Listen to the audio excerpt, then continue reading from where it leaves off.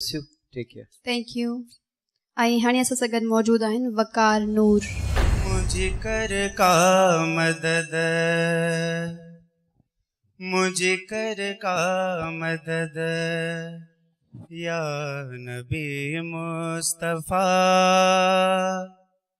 ए हबीबे खुदा खातमुल अंबिया।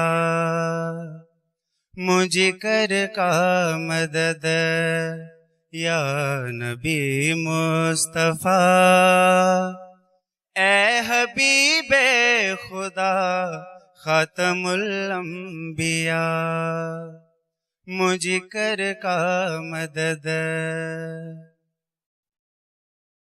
तोखे खातून खैरुल निसा जो कसम, तोखे हैदर शह करबला जो कसम।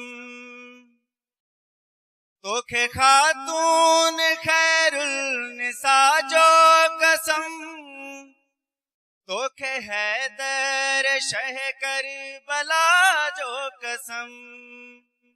तोखे अब्बास ज़ैनुल अबा जो कसम, अची मुश्किल में थी साण सैयद सचा। मुझे कर का मदद, या नबी मुस्तफा, ए हबीबे खुदा खातमुल अंबिया। मुझे कर का मदद। सुभान अल्लाह, माशाल्लाह, तमाम बेहतरीन कलाम ॿुधायो। जी जजेस। वकार, तुझो वकार बुलंद थे यार। ॾाढो सुहिणो मज़ो अची वियो। माना जेका दिली अक़ीदत थींदी आहे न नात पढ़ण में, उहा दिली अक़ीदत, लगाव, मोहबत, प्यार, खुलूस सिक आहे तुंहिंजी आवाज़ में, तुंहिंजी दिलि में। तुंहिंजो जज़्बो, तुंहिंजी हिम्मत ऐं तुंहिंजी जेका महिनत आहे, उन महिनत खे ॾिसी आउं तोखे 8 मार्क ॾियां थो। ज़बरदस्त नात ॿुधाई तव्हां। अल्लाह तव्हांखे आबाद करे, अल्लाह तव्हांखे इंशाअल्लाह नात पढ़ण में कामयाबी नसीब करे। मां खे पंहिंजे तरफ़ां 7 नंबर ॾियां थो। 7 मार्क। वकार नूर, तव्हां निहायत सुठी परफॉर्मेंस ॾिनी आहे, पंहिंजी पोई परफॉर्मेंस खां बि वधीक।